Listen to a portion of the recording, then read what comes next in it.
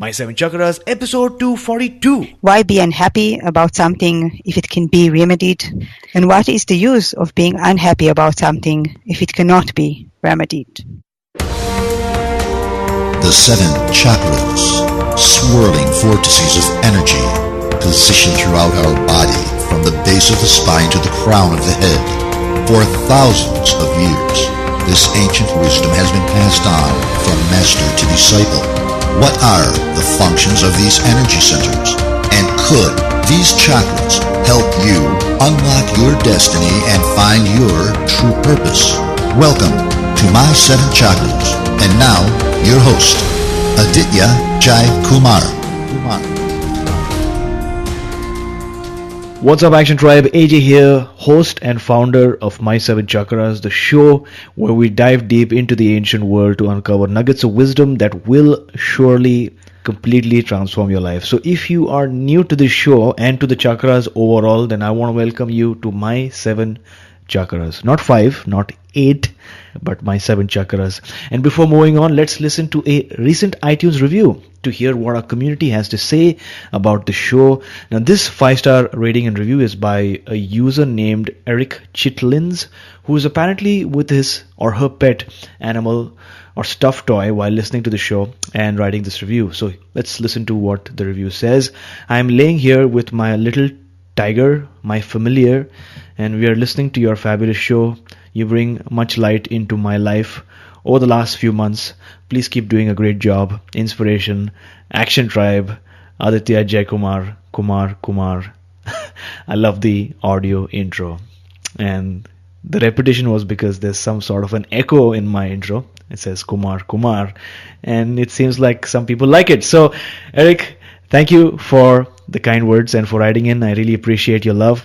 Action Taker, if you want your review to be read out by me, like this one, then make sure you share your thoughts, your views, your experiences in the form of an iTunes review. The link you need is simple. It's my7chakras.com/review. That's my7chakras.com/review. I received a ton of reviews till date from places like US, Canada, the UK, and Australia. So especially if you're from a country other than those that I just mentioned, then it's your turn to represent your country and express your voice among our global community. So, you can step up right now. The link you need to share your message is my7chakras.com/review. Super simple /review. That's our website. And make sure that you share your name as well so that I can thank you. And with that being said, we are now ready to move on to our interview. Our super awesome guest for today is Shahar.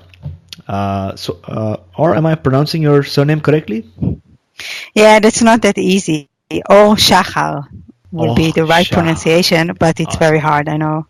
Perfect. And so is my name. But I want to ask you, are you ready to inspire? Yes, I am. And I'm very thankful that you asked me this because it's kind of setting my motivation to what I really want to do here. So thank absolutely. You. Yes. Well, that's exactly why I sort of call myself AJ as well, right? It's much more simple and straightforward. And Action Tribe, if you don't know already, Shahar took her first yoga course over 10 years ago during her first trip to India. Now, at only 18 years old, at 23, recovering from depression, she took a plane to India again, where she discovered her deep connection to Buddhism, took her first yoga teacher training and started to practice seriously. For the past 4 years, she has taught yoga in the Berlin area while deepening her own practice every day and spending restorative time raising her beloved dog. On her website, helps yoga practitioners who feel like their weekly class is not enough. Her guidance helps practitioners deepen their practice in a way that works with their schedules and their budgets. So, thank you so much for joining us today. Thank you for having me. Thank you very much. Wonderful. So it's so exciting. I love the topic of yoga. But today we're going to talk not just about, we're going to talk about yoga, but yoga in many angles that you might not have seen before. So let's begin with some inspiration. My question is, what is your favorite inspirational quote and how do you apply that quote in your regular life? Yeah, my favorite quote is from the Guide for the Bodhisattva Way of Life. It's from chapter 6 about patience. And it goes like that. Why be unhappy about something if it can be remedied? And what is the use of being unhappy about something if it cannot be remedied? Yeah, so how do I use it in my life? I am a chronicle warrior. I worry about everything, more or less. And this quote kind of helped me to not worry about things that I cannot really change. Or if I already know the solution, then it helps me to trust the process and trust my intuition and trust my solution. Wonderful. I love that quote. And I love the concept of Bodhisattva because I myself do follow a form of Buddhism. I follow SGI, Soka Gakkai, and I love Buddhism. I embrace it completely. And I love this quote in particular: why be unhappy about something if it can be remedied? What's the use of being unhappy if it cannot be remedied? And for what I get from this is, no matter what situation you're in life right now, know that there is a person, a book, or a solution to it. And the goal is not to just be in that state of unhappiness, but to actually do something, to find out more information, to find out whether there's a solution to this or whether you need to take a different course of action. But whatever it is, make sure that you just don't stay in that state of unhappiness because you don't deserve it. So let's dive in. You took your first yoga class over 10 years ago in India, correct? Yeah, that's true. So what made I come you originally from Israel. Oh, yeah. Sorry. Please go ahead. Yeah, I think it builds the context. Yeah, I come originally from Israel, and there it's very common that people travel after their army service to India. And my sister was doing this kind of a trip, and she was in India for quite a long time. And then after some time, she wanted to come back, and she somehow convinced my parents to take me with her when I was very young. I was just 18. I was just finishing high school. So it's a bit, I was not in the average age of people who travels there, but it was an amazing experience that definitely inspired the rest of my life. Wonderful. So which part of India did you go to? Mostly northern India. Like this course that I took was in Dharamsala, and we were a little bit in Rishikesh and other parts. But Dharamsala really stayed in my heart for many, many years until today, and I came back to there again and again. Nice. So obviously when you go into India for the first time, you had a mental image or you had something in your mind of what India would be like. So did it match the expectations of what you had, or how was it like? No, it didn't match any expectation I had because I think I couldn't even imagine something like India. It was so outside of everything I couldn't even imagine. So like of course I saw some pictures and I knew more or less. I heard stories from my sister and from other people, but the real life experience is uncomparable. Wonderful. So you had that visit, and then later on in life, at 23, you were suffering from some depression, correct? So could you tell us what was the cause of that depression? What really started it? Yeah, I think it was a combination of many things, like everything, more or less. Yeah, it was like after some kind of a family crisis, things started to become better and relax, and then I kind of started to experience more of all of the pain that happened in my youth, the pain that happened to me during this family crisis. And just a lot of things came up, and also a lot of questions that today I can see them as spiritual questions, religion questions. Who am I? What am I doing here? What do I want to do with my life? And I didn't have so much the tools and the resources that I have today to deal with these kind of questions. So it led me in one way or another to this kind of episode. Right. Yeah. So what I'm getting is you had two things come up. One is you had your the family crisis that you had to go through, and things became better, but then at a certain point you sort of went back into those memories.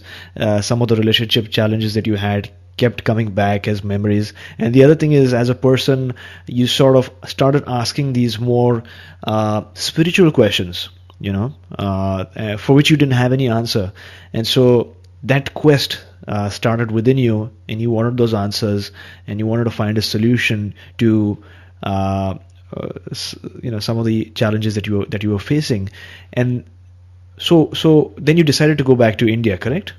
Yeah, it took some time. When I started to recover and I felt better, and I was already in art school and I was on my way to doing my bachelor. Okay. At some point I understood that this is not for me and I needed to follow my true wishes and my true passions and really to do something with all of these questions inside of me. Like maybe some of the trauma already went away and some of the depression already went away, but these questions didn't left me. Yeah. So I just decided to go back to India and do some more learning and some more explorations into who I am and what this life is even about. Yeah. So when you decided to go to India, was it that you had a set mindset to do yoga in India, or was the fact that you did yoga in India something that came about later after you visited India? No, I came with a very clear motivation and intention to learn. I didn't really know what I want to learn, but I was already practicing yoga at the time. So I said, okay, I want to learn yoga. I want to explore more about yoga. I want to understand it more. But I didn't have a very clear vision where exactly I want to go. But it cleared out extremely fast. Like I had all obstacles cleared the moment I got there. And yeah, after 3 days, I already found my first Buddhism course. Okay. And after a week and a half, I was already in. And since then, I didn't stop doing courses for almost half a year or something like that. Yeah. Right. So how did you encounter Buddhism? Yeah, I was thinking, okay, I've been in India already before. What was my favorite place? Dharamsala. So I just came back to Dharamsala, and it was actually a very funny story. I met a high school friend that I didn't saw in years.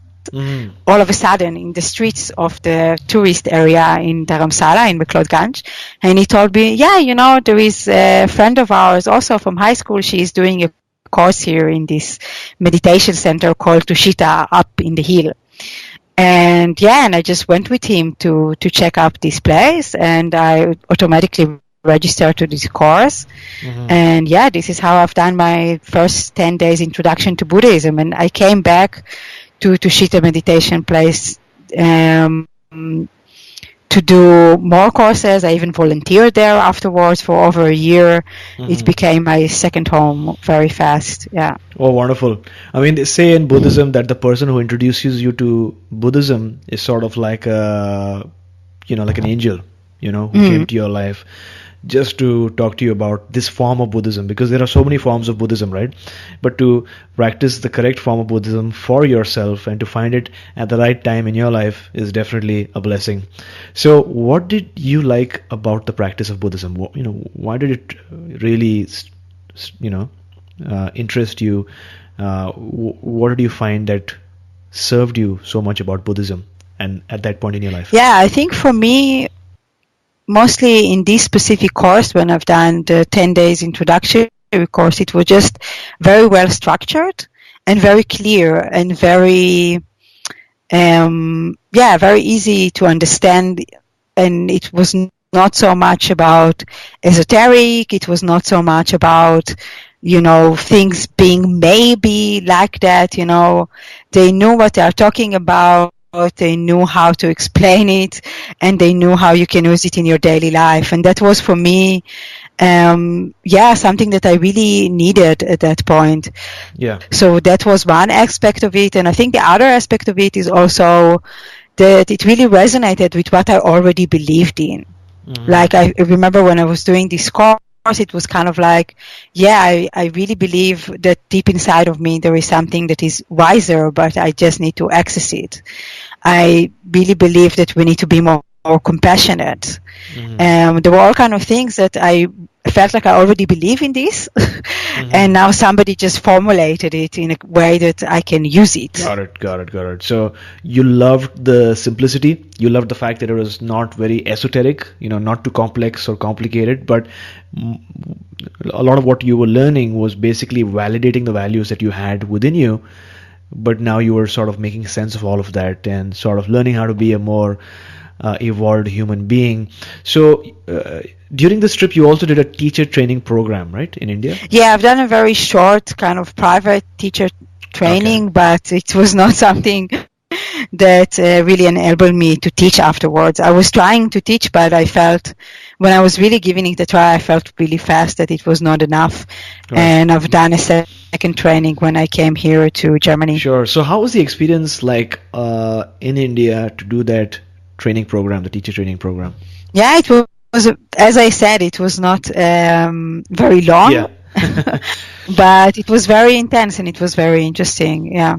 Got it. And how did it change you as a person? Because you were facing some challenges, right, at that stage in your life? Yeah, I think this whole time when I was doing this training and I was doing this 10-day course, I cannot, like this whole time, everything together was really transforming me just to being a more positive person, because I all of a sudden found some kind of a place where I felt that I belong. I found something that I felt that I want to do more of. I want to explore and go deeper into, which I didn't have, for example, as I mentioned, that I was in art school. Yes. And I was already already on my way to doing my bachelor, and I didn't feel this inspiration. So for me, it was really transformative to just have this kind of a feeling, wow, I found something that I really feel at home with. And this is something I really, really needed at the time. So because the reason why I'm asking is that many of our listeners who are listening to the show right now want to have that same feeling of being at home with some practice, right? So I'm sure it must have felt really wonderful, especially coming from a vocation that you had started but found out that you weren't really passionate about, and then coming to yoga, and then coming to a different country and encountering Buddhism up on the hills and doing teacher training program. I'm sure it must have felt like a paradigm shift for you, right? So that's amazing. Yeah, definitely. Right. So like I said, many of our listeners love yoga. And out of those people, many have a deep and regular practice, which is great. But some folk have fallen off the wagon for whatever reason. They used to do it more regularly, but because of how busy we tend to be, the yoga practice falls down the priority scale, right? And even me, I need to deepen my yoga practice and practice more regularly. So what advice do you have for someone who wants to deepen their yoga practice? Yeah, as I said, I think the first thing I would maybe say is that everybody has different phases in their life, and as you said, and I can also say, sometimes the practice is more stable, sometimes it's less stable, but as long as you have a practice, even if it has, lower and highs, it's good to just keep going, and something is always better than nothing. This is kind of like my motto in this kind of a thing. Like even if you are in a period when you're feeling like you are, fell off the wagon, which is a thing in and of itself. Like, where is this wagon? It's something that we made up for ourselves. So even if you feel like you are in a time when your practice is unstable, just try to practice it as much as you can. Like even if it's a shorter practice, or maybe you need some kind of new inspiration, some kind of a new practice, just start with where you are and just do whatever you can without judging it. And then when you start where you are and just do whatever it is, then inspiration and motivation comes from that. And most people walk the other way around. They wait for inspiration to come, and they wait for themselves to be motivated, and then then they will practice. But the reality is that it kind of needs to work the other way around. You sift yourself to practice, you open your mat to practice, and from there inspiration and motivation flows. So the ego action drive inspiration, like we're learning today, stems from the momentum that you build from taking action, especially if it relates to yoga. Many times the challenge is that people wait for some inspiration, some motivation that will, take them back to their practice. But like Awe is sharing today, you don't have to really do a long practice session for yoga. It can be a short practice as well. But the very fact that you gotten back to that wagon, you started moving, you're doing some asanas, you're doing some flows, that change in energy in your body will lead to some inspiration that will help you strengthen your practice. Now, you've written in one of your blogs that it's important to create the infrastructure for your yoga practice first, right, before going deeper. So what do you mean by that? Yeah, I am a very big believer in this, and I say this from my own personal experience, but also, from my experience as a teacher and as somebody who is into yoga for many years now already.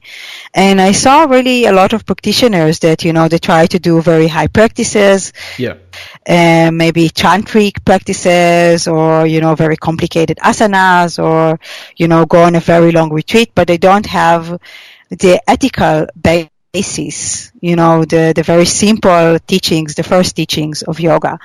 And then it's like trying to build a very, very big house, like a skyscraper, without working on your infrastructure first. Because I see really that this ethical basis, how do I treat other people? How do I treat myself? Do I have some kind of guidelines that support me and help me to keep this direction, to know what I want to be doing and what I don't want to be doing and saying. I really see the difference. Wonderful. So I love where we're going right now, because what you mentioned is that there are different facets of yoga, right? And different levels of yoga. Yoga literally is like a huge encyclopedia, or even a library, where you have tantric practices and maybe more complex asanas and headstands and whatnot, stuff that you tend to see a lot in videos. But that's not all what yoga is all about. You need to have that foundation, that groundwork that will help you build that skyscraper, like you mentioned, of your practice. But could you talk to us a bit more about what yoga teaches us about ethics and behavior? So, because that's a facet that not a lot of people talk about, correct? Yeah, that's true, and I find it very unfortunate. I think the first thing is really the golden rule of all ethical guidelines is just don't do to other people what you wouldn't want to experience yourself from them. So it starts, I usually work more with the Buddhist ones, but the yogic one, the Hindu ones are not very different. Don't kill, don't steal, don't lie, which is a big one. It's not that easy. It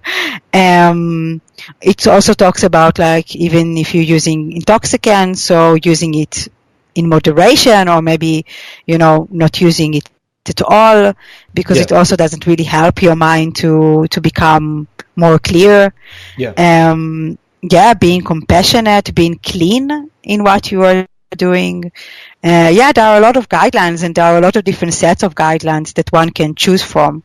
And I find it important to just find one set of guidelines, if it's the 10 non-virtues from the Buddhist canon, or the Yama and Niyamas from the Eightfold Path from Patanjali, or even, the Jewish 10 commandments. That if that's work for you, that's good. I don't recommend to mix and match. I just say choose one and just try to follow it in your daily life, and maybe hang it somewhere, as a reminder, and try to follow it in your daily life, because there are so many opportunities when we can use this. Got it. When we are in a situation that we can lie, but maybe, I think, no, now I'm trying to practice, only telling the truth, so I will alter the way I react to this. Got it. So you've given us 3 references. One is a Buddhist reference, a Hindu, and a Jewish reference. I heard the Jewish one clearly, as well as the reference from Patanjali, the Eightfold Path. Could you repeat what you said about the Buddhist reference so that people can maybe take note and check it out? Yeah, it's called the 10 non-virtues. And usually we talk also about the 10 virtues. So we don't just talk about what not to do, but also about what to do. And you can even look at my website. I think it's called Are You Neglecting the roots of your spiritual path, or something in this direction. And I wrote a very, very long blog post about the 10 non-virtues. Wonderful. Thanks a lot for sharing that. It's so much needed because as a practitioner, as a creator, no matter who you are, as you grow in influence, as you become a leader, it's sort of easy to neglect these basic tenets, these basic principles. But if if your groundwork is strong, then you know who you are and what you stand for. So this is so important. Could you talk to us about the yoga practice now? What are some benefits of practicing yoga regularly? And also, if you could elaborate on how many times in a week would you consider a regular yoga practice? I can start with the benefits. Sure. Because it's easier. Yeah, I think the main benefit is that you just evolve as a person. I think that should be the main motivation that I would recommend somebody to start with. Of course, it has a lot of health benefits. I find it on myself that I just feel more flexible and more strong. I maybe not look very, strong, but I feel it when I go through my days, and I feel that my body is something that can support me. And in the same way, I feel that the more I practice, it also helps my mind to become stronger and more flexible. And I also know my mind better. I think this is the main benefit that I'm experiencing, that I know myself better. I know my mind. I know my body. I'm feeling more comfortable in my own skin. Wonderful. So there are a lot of benefits. Action Tribe, flexibility is something that is, marketed and promoted a lot. But beyond that, you become stronger. Not just outside. It's not just external strength. It's not bodybuilding, but you become strong inside as well. It's all about endurance and knowing who you are. So I love the fact that you said that yoga is also about the mind. Yoga helps you get to know yourself and your mind much better, which is the ultimate form of strength, because then you can do anything. Because once you overcome your mind or the limitations that are there within your mind, that's when you can really achieve a lot. Now, you definitely have something to say about yoga as well as meditation, right? So could you talk to us about meditation as it relates to yoga or our yogic practice? Yeah, so I think today it's somehow marketed as two separate things. Like there is yoga and there is meditation. And there are historical reasons for that, how this developed in yoga in the West, but I don't want to go into that right now. But for me personally, as a yoga practitioner and also as a Buddhist practitioner, these two things are totally connected. Like meditation is part of yoga. I don't see it as something separate to it. And for me, all the other practices that we talk about in yoga, they are a form of meditation or a form to support yourself in your meditation. Like I see it really as two things that you cannot separate. Wonderful. I love that you mentioned that you cannot separate meditation and yoga. Action Tribe. Yoga in India especially is termed yog, which is the union of mind, body and spirit. So mind and body go together, and I would like to add another element, which is spirit, because when you're doing your poses, your yoga poses, not only are you focusing a certain way, your body is also moving a certain way. Your breath, which is your spirit, is also being trained to coincide or coordinate with your body and your mind. So it's a wonderful dance of the mind, body and spirit that you indulge in through yoga. And that's why it's so important to not neglect meditative aspect of yoga and not consider both separate but together. So thanks a lot for sharing that. Yeah, I think it's really just complement each other. Like if you do the asanas and if you do the pranayama, so you just kind of prepare your body and your mind for meditation. And if you do your meditation, so it gives another quality to your asana practice. it's something that I can definitely say from my own personal experience. So true, so true. And it reminds me of what Tony Robbins and many high performance coaches talk about, which is if you look at Olympians and high performance athletes, before they actually run the 100 meters or 500 meters race, they actually spend a lot of time visualizing the race. They visualize how they're going to feel, how they're going to breathe, what is the tension that they might, might feel, or the expectations from the crowds. Everything, they go through that, and once they do that, they're able to perform way better in the race, right? So like you mentioned, the meditation can really help you perform better during your physical asanas, if that's what you want to get better at, which is amazing. Now, you did speak about yoga in the West for a bit, and you didn't want to go down that tangent, but my question next was exactly something similar, which is, you've been to India twice at least now. What is the difference, according to you, between how yoga is practiced in India and in the West? Oh, there is a big difference. Yeah, and when I came to teach in Germany, it took me some time to really get used to how yoga is treated here. Like, I was not surprised, and I think that in Israel it's not that much different, but there is definitely a much more spiritual aspect to yoga when you teach and when you study it in India. That's, I would say, the biggest difference. People are not afraid to talk about spirituality, even if the group is only Westerners. Talking about the spiritual aspect of yoga, talking even about the esoterical parts of yoga or Buddhism are much more common when you take courses there. And in the West, people are kind of afraid to scare people off. And especially in Germany, people are very skeptic. So you need to be very, very careful, not to raise too much skepticism. And another aspect of it is that people, from my opinion at least, don't talk in the West so much about enlightenment. What I really felt when I came was maybe the biggest difference, and the biggest part that was kind of like missing, was that people didn't talk about enlightenment or samadhi or the goal of yoga. From my point of view, at least, like in India, it was very clear, we are doing this because we are striving to reach this kind of state as a human.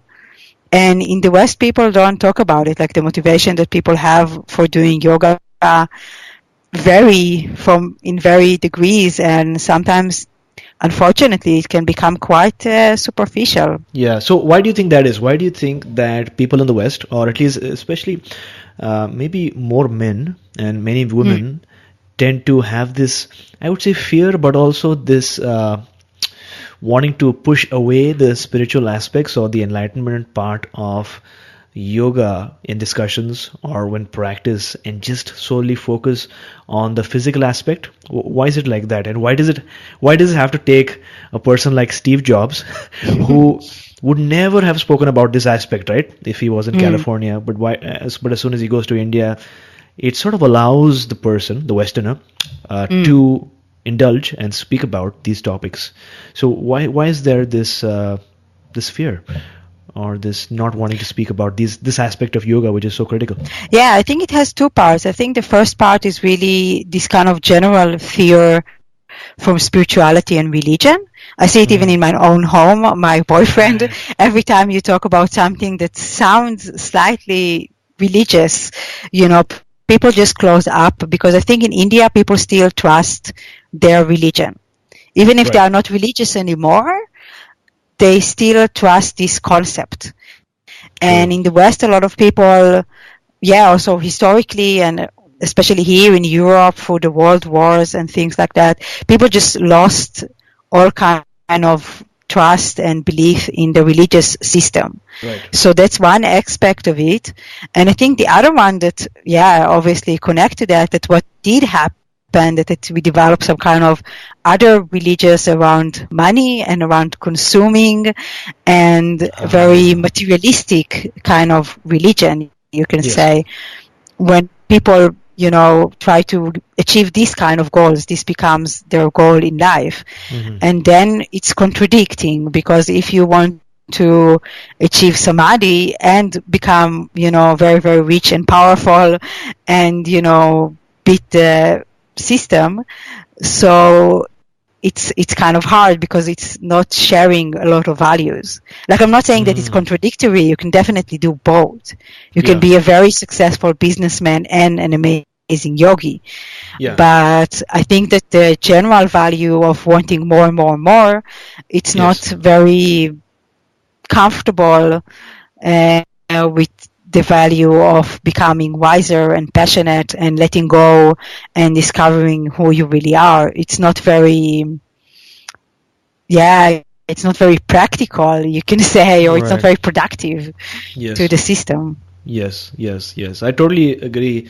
Just focusing on materialism and looking at yoga as a marketplace, as a way to make money and to charge people money, which is not bad, because that takes us to a whole new topic and an important topic about conscious entrepreneurship and the spiritual energy of money, which is so important in order to take away blocks from your life so that you can attract wealth into your life. But it's all about your mind, right? Do you look at yoga as a holistic practice, or do you take aspects of it, and not get the whole benefit of yoga, and you just become more flexible?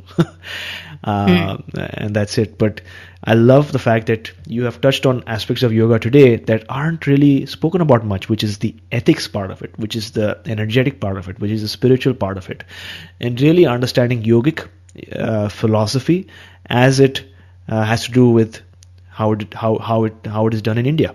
And I'm not saying it's done in India perfectly. Obviously, being an Indian, you sort of get sort of disconnected sometimes, because India does have a lot of influence from the West. And so you have the new generation of kids that grow up that sort of feel a bit disconnected from ancient India, ancient Indian history and culture. But now that's changing, because now people are starting to ask questions to their grandparents and reading the spiritual books and finding out more. So it's a wonderful time to live in as we connect back to our past. And I'm guessing that you wonderful. Have the same experience in Israel, right? I mean, where people are connecting back to the Ten Commandments or the Torah or what was shared in the old times. Yeah, unfortunately not enough. I wish it would be more like that people will come back more to some form of spirituality. There is a lot of people in Israel that practice meditation. There is a big community of people that practice Buddhism. There is even a bigger community of people who practice yoga.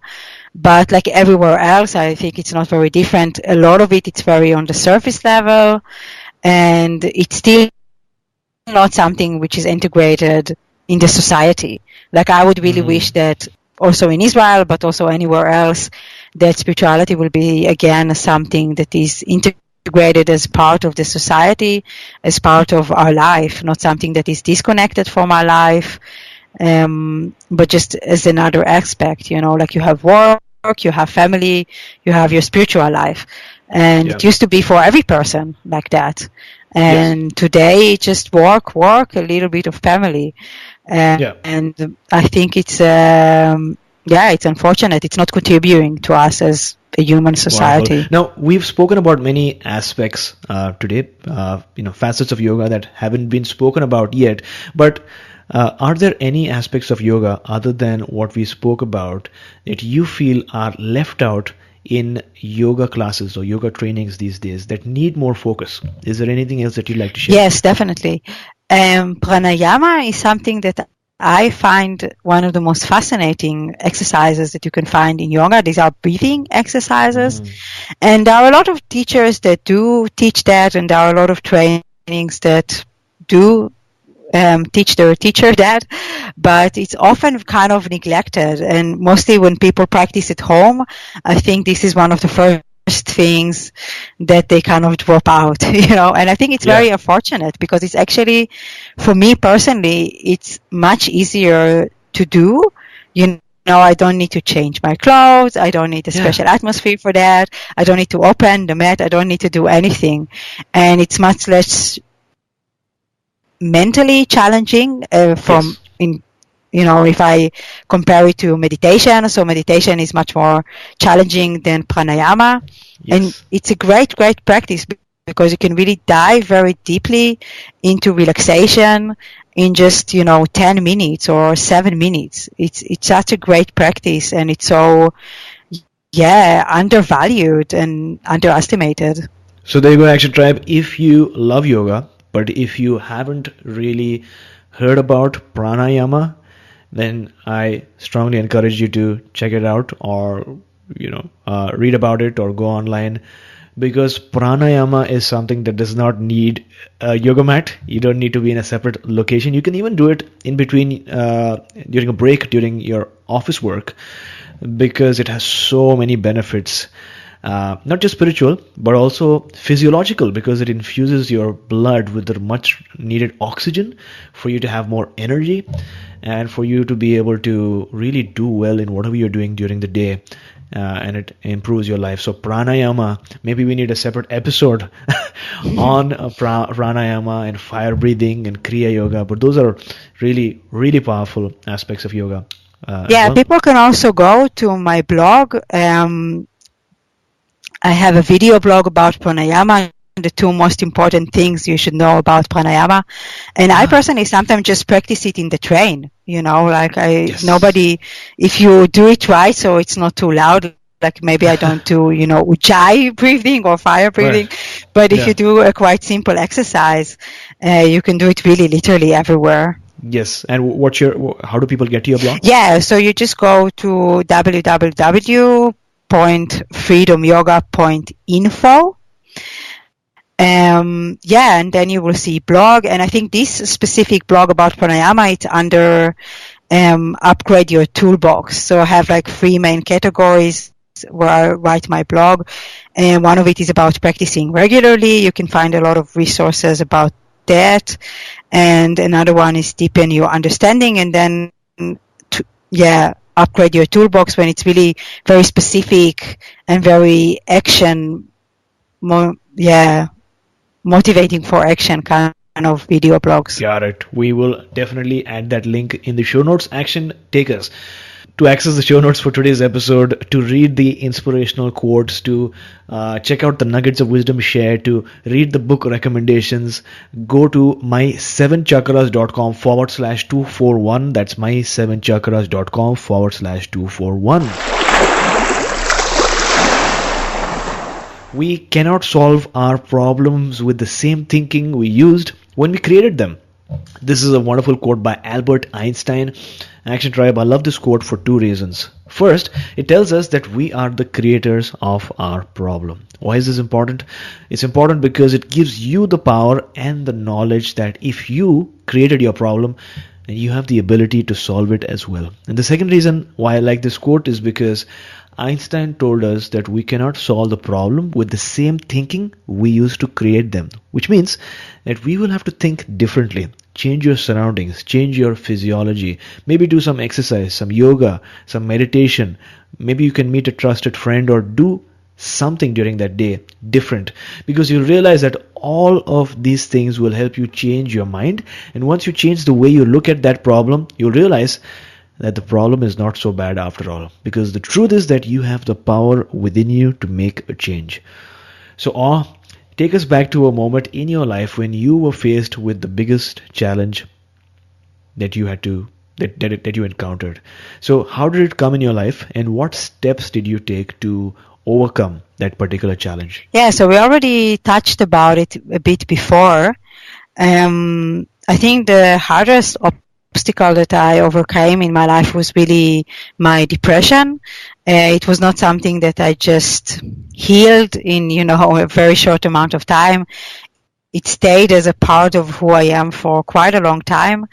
And it's still, in a way, something that comes and goes, and it's still part of who I am.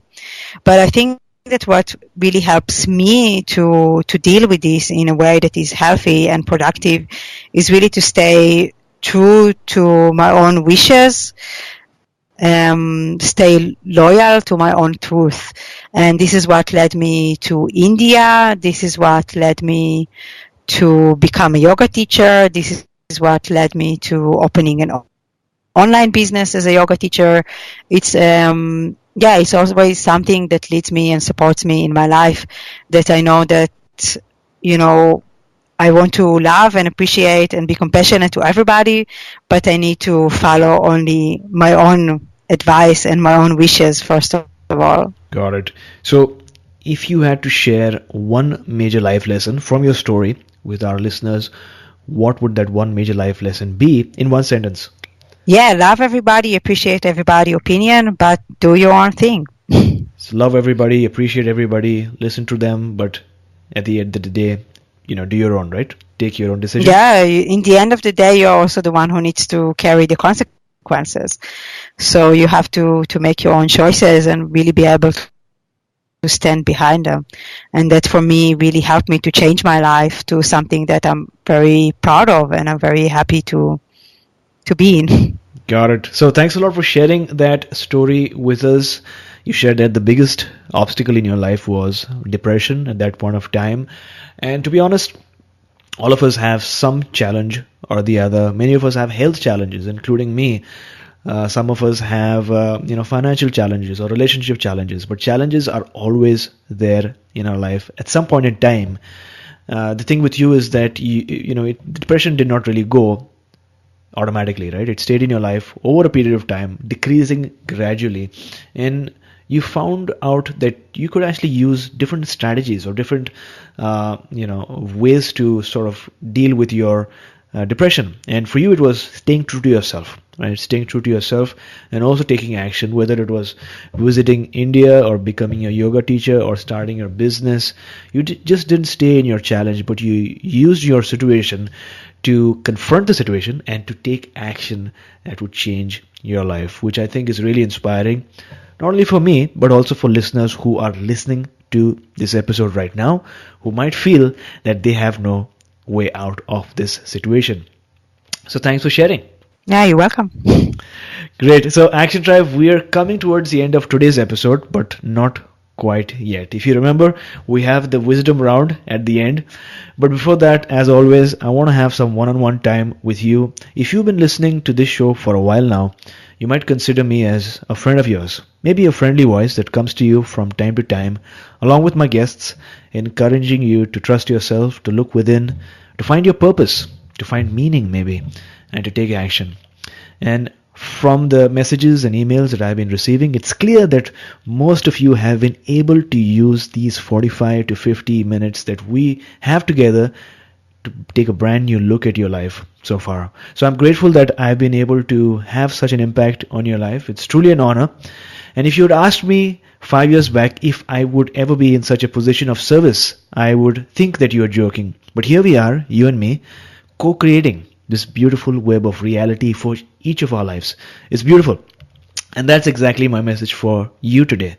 Just because you're physically away from someone or a group of people, it doesn't mean that you don't have an influence or an impact in their lives. Especially today, the energy within our heart is quicker and more powerful than we can ever begin to imagine. If you think about it, just a simple prayer can save lives. A simple thought of gratefulness can make someone's day better, even if they don't know that you thought about them. A positive healing intention can actually have a therapeutic effect on a person or a group of people in pain. You and me, we're connected through my microphone and your earphone across space and time. I know it's crazy, but it's true. We are on the brink of some great discovery about the interaction of consciousness, space and time, and it's an amazing time to be alive. You're listening to me in Vancouver or is in Berlin, correct? That's true, yeah. And I don't know where you are. You could be anywhere in the world. So wherever you are, and if you feel alone or powerless, remember this quote by Nikola Tesla, who quite mystically said, "Every living being is an engine geared to the wheelwork of the universe. Though seemingly affected only by its immediate surrounding, the sphere of external influence extends to infinite distance." Now, he, to all people, was a scientist, but he was way more than a scientist. He was mystic, and he had gifts that we might not be able to realize. And with that, we've arrived at the very last round for today. Like I said, the wisdom round.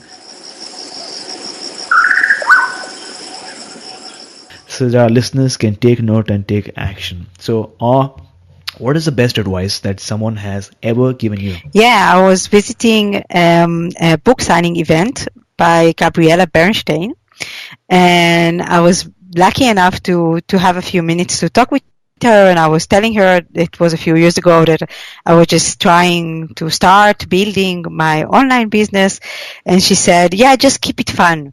And that was really one of the best advice I've got, because it's so easy to fall into just hassle, and I have to do this, and I have to do this, and I have to do that. And it's really important, as I said, to keep to your own truth and do your own thing and keep it fun and follow the joy. Wonderful. So, name one personal habit that keeps you strong and that keeps you going. Yeah, so I don't know if it's a habit, but it's something that I have in my life. It's my dog. And I really recommend everybody, if they want to contribute to their well-being, adopting some kind of animal to your house. I think it's something that's really, really helpful. Wonderful. And Action Tribe, if you want to give me a pet, French Bulldog. That's on my mind over the last couple of weeks. A French Bulldog. It's so cute. It's so amazing. And it's an amazing thing to have in the house. Isn't it? So what breed is your dog? My dog is a terrier. They are a bit crazy, but they are extremely sweet. And yeah, a dog, it makes you go outside 2-3 times a day. You can always talk with them, and they keep all of your secrets. You can pet them almost any time you want, unless they really don't feel like it at the moment. But I think it's really important for health, and as I said, I see it in my life all the time. My dog Tara, it's really one of the things that really keeps me going. Great. So what is your morning routine like these days? So as I wake up, I first of all just drink some water, at least 2 glasses, and then I do my yoga practice. I had a very, very rigid practice for many, many years. Like I was doing the same thing at the same time every morning and every evening. But now, not so long ago, I came to the point when I felt like I need to do more flexible. So it changes every day, but the basic core of it is really like mindful movement and a little bit of pranayama and then a short meditation. And it depends how I feel that day. It depends what the day is bringing to me. It depends, on many different aspects. But that's basically, what I'm trying to keep to. Great. And name one book that you'd like to recommend for our community today. So I like to recommend A.G. Mohan and Indira Mohan book. It's called Yoga Therapy. Very simple. It's just yoga therapy. It's a really great book about yoga. It covers all the basic in a way that it's really simple and clear and non-esoteric and crazy and very accessible. And it's not just for people who are interested in yoga therapy, in my opinion. It's really for everybody who wants to understand the theory behind yoga in a more clear way. That's a really great book for that. Wonderful. So there you go, Action Tribe, Yoga Therapy. We'll have this link up in the show notes. And in case you're looking for a new way to read your book, then I have something for you, which is called audible.com. In case you haven't heard about audible.com, these are audiobooks, which means that instead of reading them, just like a podcast, you can start listening to your favorite books. And I know that many of you purchase books as soon as you hear them shared on our show. That's why audible.com is offering Action Tribe, that means you guys, one free audiobook download with a free 30-day trial so that you can get to check out this new way of going through a book. Now, in case you don't know, Audible has over 180,000 titles to choose from for your iPhone, Android, or Kindle, including bestsellers like The Chakra System by Anadia Judith, Autobiography of a Yogi by Paramahansa Yogananda, and A New Earth by Eckhart Tolle. I'll have to check whether they have yoga therapy, but there's a high chance that they might have. You can check it out. To download your free audiobook today, go to my7chakras.com/free book. Once again, that's my7chakras.com/free book to start listening to your book just like a podcast. So, thank you so much for joining us today. It was wonderful chatting with you, talking about yoga, your practice, your story. Uh, before going, tell us one thing that you're grateful for, and tell us how we can find you online. Yeah, so the one thing that I'm grateful for is my dog. As I said, I'm still in the animal area, and you can find me in www.freedomyoga in one word .info. Just INFO, and if you type that and then /chakras, then you can also directly download my ebook, How to Start Practicing Regularly. It's a great book where I really talk about different mindsets that you need in order to really start practicing regularly and not just talking about it. Great. So thank you so much for coming on our show today, talking to us about deepening your yoga practice and taking us one more step closer to a human revolution. Thank you for having me. You were listening to My Seven Chakras. Go to mysevenchakras.com. Download your free gift, get inspired, and take action. Transform your life today.